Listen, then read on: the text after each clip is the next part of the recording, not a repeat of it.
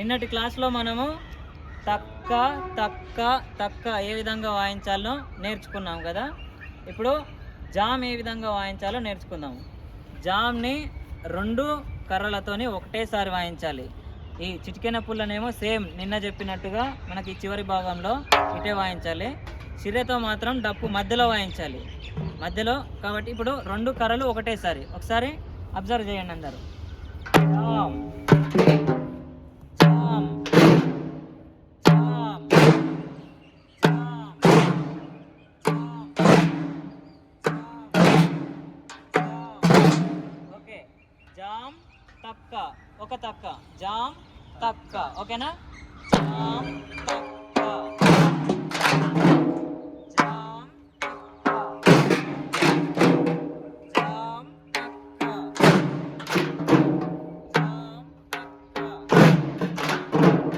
Jam తక్క,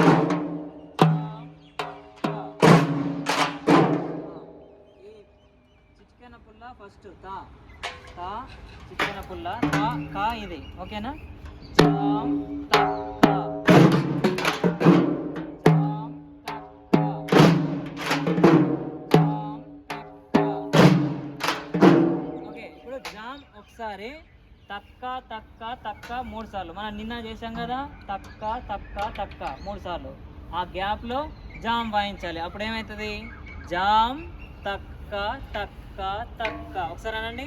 jam తక్క తక్క తక్క, జామ్ తక్క తక్క తక్క, జామ్ తక్క తక్క తక్క, జామ్ తక్క తక్క తక్క, జామ్ తక్క తక్క తక్క.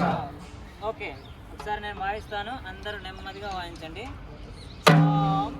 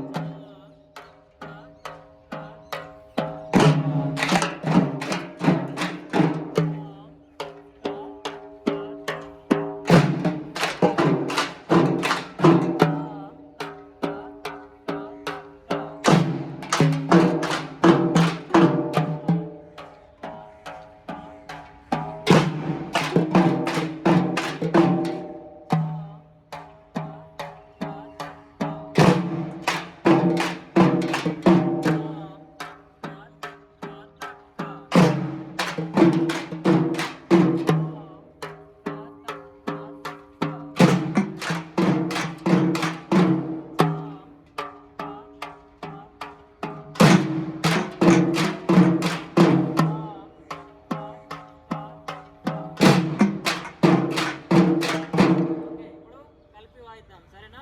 నేను ఒకసారి వాయిస్తాను, సెకండ్ టైంకి నాతో కలిపి వాయించాలి మీరు. ఓకేనా?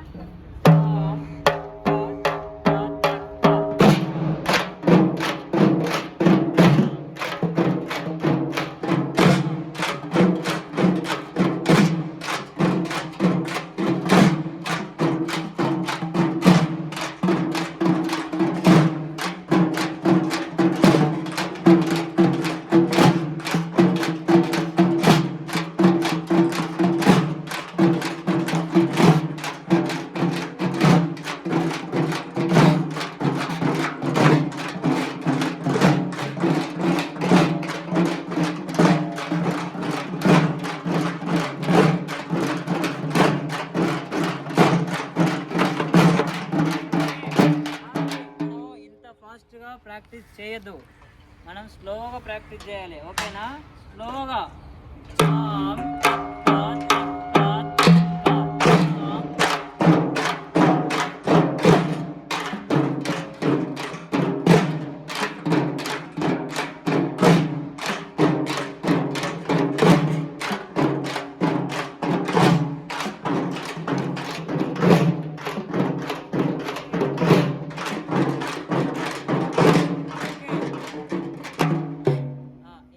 మనము బాగా ప్రాక్టీస్ చేస్తే మనకు బాగా వాయించగలుగుతాం. ఓకేనా?